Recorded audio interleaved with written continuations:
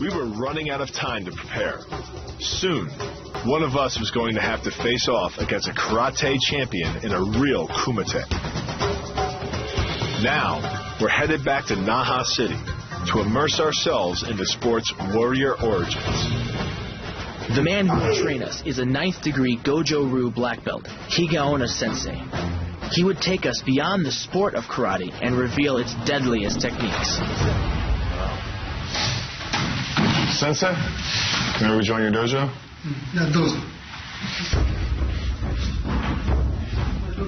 This was an incredible honor and our last chance to put everything we had learned together into our final fight plan. Sensei began our training by working on our inside, a breathing exercise called Makso.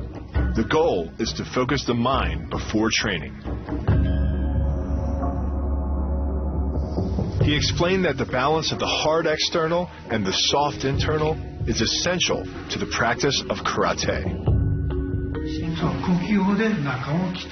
Breathing is for your inside body condition. And then your body has balance. If you have too much power outside and you forget about the inside, you're still weak.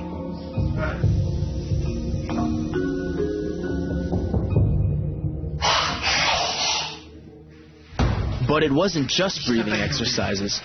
So this is the training with the rock. When it came to physical training, Sensei liked to kick it old school. And we mean old school. They were bringing a boulder out into the middle of the floor.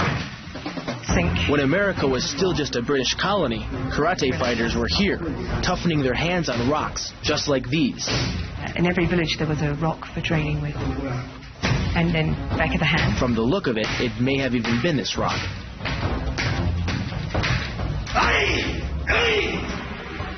His hands are about as hard as the rocks. It's strong.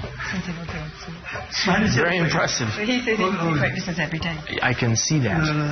You know, for a guy who's almost 70 years old to be that strong, that's absolutely incredible. The way he trains his hands, pounding stone, the way he trains in a no-flow gym. This guy is like the Rocky of Okinawa.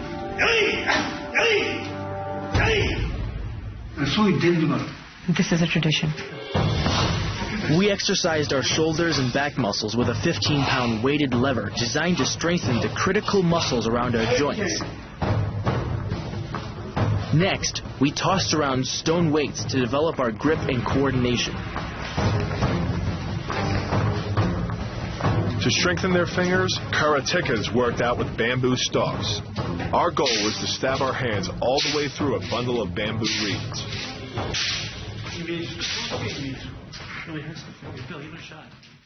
It's harder than it looks. Basically, it's like running full speed through a forest. You're bound to hit something, and when you do, it hurts. You gotta keep your hands really tight. But like the iron body training, every part of Higaonna Sensei's training was designed to make us tougher, harder, ready to face our opponent. Oh, very good. The exercise pushed us to our physical limits, which is just what Sensei said it should do.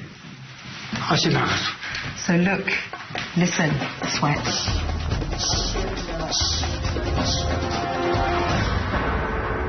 As we walked to a nearby temple, Sensei explained the history of this kind of training. In 1609, an army of Japanese samurai from the Satsuma clan invaded the Ryukyuan kingdom. Despite a few fierce battles against the karate-trained Okinawans, the samurai were victorious. After their victory, they made it illegal for Okinawans to own weapons. Then they went one step further and outlawed karate. So karate went underground, and students began to practice their martial arts in secret, at temples like these. And it was in a village near here that one of karate's legendary figures first made his stand. In a small village near Shuri, a samurai tried to abduct a young girl.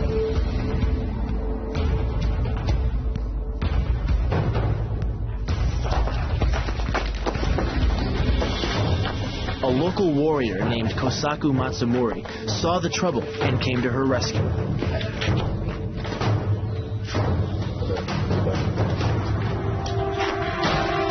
Unarmed, but using the techniques of karate, Matsumura stripped the samurai of his weapon, leaving him in disgrace.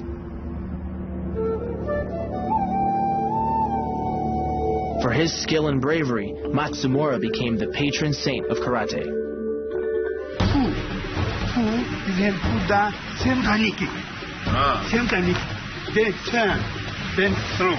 The sensei's techniques were closely related to those of the Ryukyus.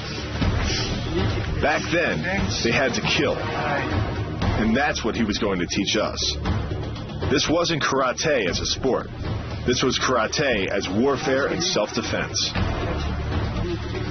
The moves were dirty, brutal, and violent, designed to kill or maim. That's not nice.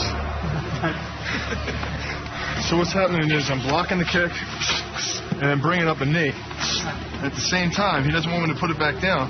He wants me to come back and trip behind the knee. Right here, bam, back here. And place my knees inside of his and punch him in the crotches. This has really been able to put the roof on our karate house and give us a full interior and exterior. Because we have our breathing and our interior and our, the inside of the house. And then we have all the exterior features too, the hard strikes, conditioning of the body. Gives us the full package going into a kumite fight. Our day of training complete, we finished with more meditation. We hope to clear our minds and heal our bodies so we'd be ready to experience the pain all over again.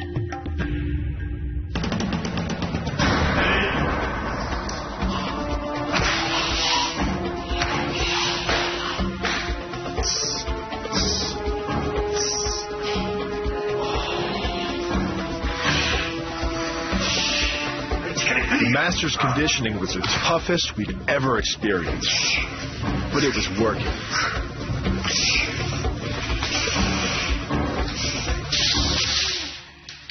Good. At the end of it, Sensei honored us by demonstrating one of karate's deadliest secrets. Inside a private temple, he showed us Kyushu, the ancient art of vital point striking. So from here, an explanation about the vital points. They're a very important part of martial techniques, very dangerous. Developed from a sacred 380-year-old karate scroll called the Bobishi, Kyushu was kept a secret for centuries and only taught to students a master deemed the most worthy. According to Sensei, Kyushu is based on exploiting the same meridians used in acupuncture, attacking specific nerve clusters on the body to bring intense pain or even death.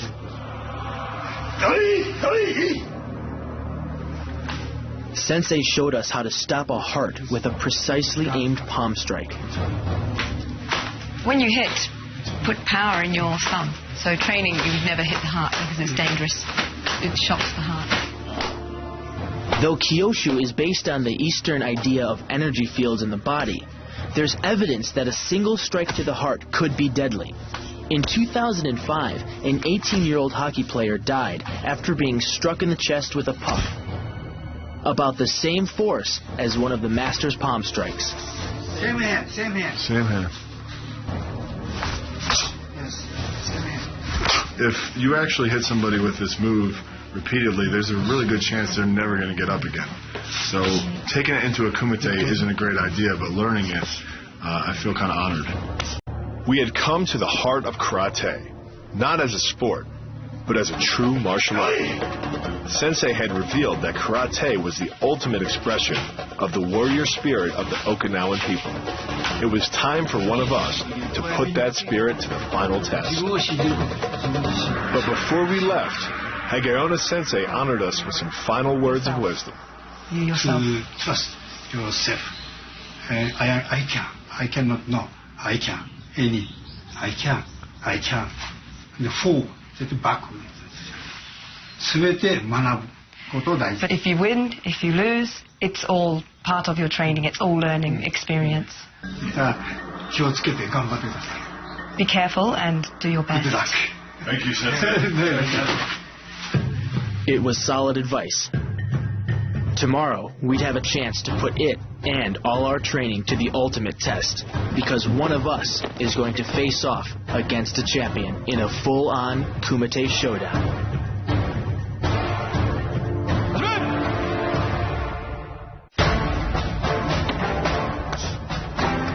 Bill and I have been kicked, punched, and thrown around by some of Okinawa's greatest karate masters.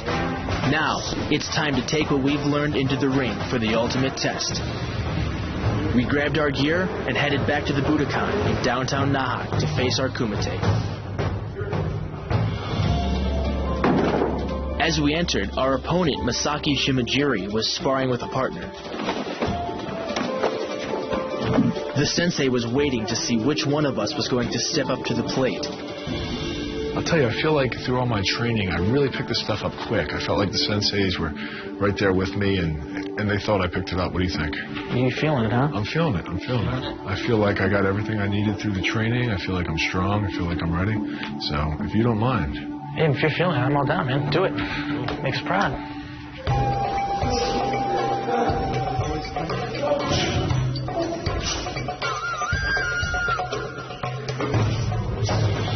It's nice to see the senseis here.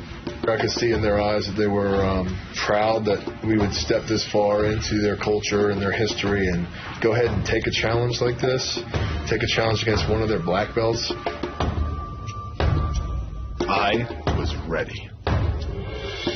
This is what we've been training for. The official explained the rules. The fight would be full contact. It would go for one 3-minute round, followed by a 1-minute overtime. There would be no punches to the head. If one of us were knocked out, the fight would stop. If we were both standing at the end, it would be a draw. I wanted to win, but my goal was just to stay on my feet. Let's go, Bill. Elbows in. This thing was on.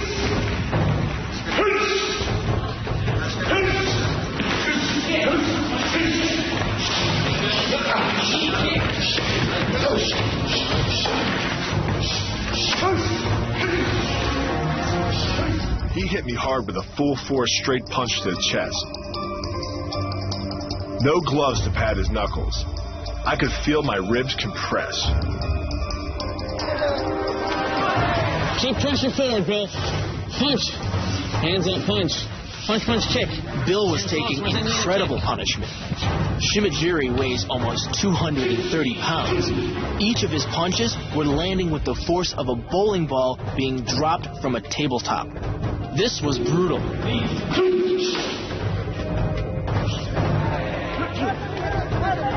There you go, Bill. There you go. Man, this guy could take a punch. There you go.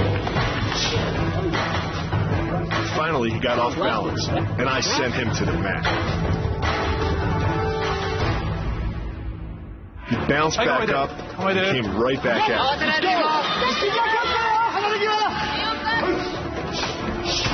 His low kicks were punishing my legs, landing right on the femoral nerve. I was getting tired and a little sloppy. I nailed him in the jaw and got a talking to by the ref. Man, I had just ticked off a black belt, and he planned to make me pay. Follow up with kicks, Bill. You've got good kicks. Shimajiri came back and started working on my left leg, laying lightning-quick low kicks to my inner and outer thigh. I was starting to lose my footing, but the clock saved me.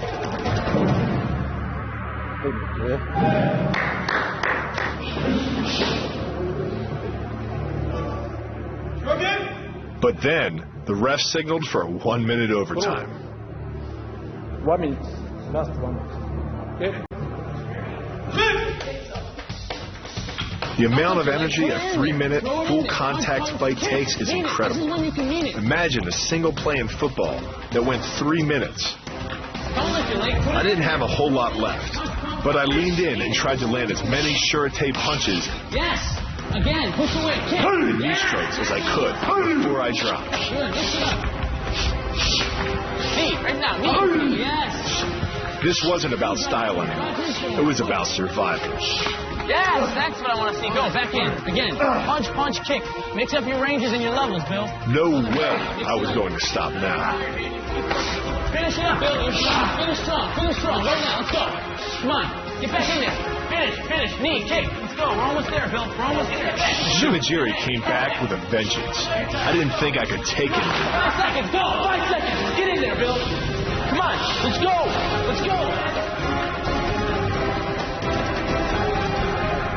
But I made it to the end. Battered and bruised, but still on my feet. I had just fought a black belt to a draw.